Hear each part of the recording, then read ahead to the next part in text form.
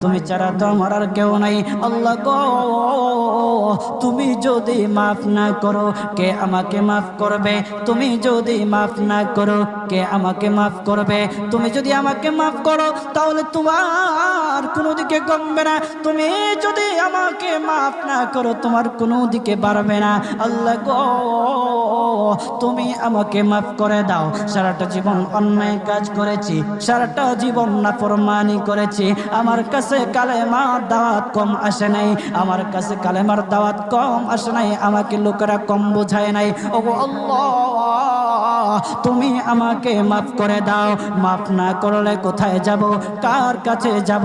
বাবা যখন মারে তখন মার কাছে আশ্রয় নেওয়া যায়, মা যখন প্রহার করে তখন বাবার কাছে আশ্রয় নেওয়া যায়, বাবা মা যখন প্রহার করে তখন দুনিয়ার কারো না কারো কাছে আশ্রয় নেওয়া যায়। ওগো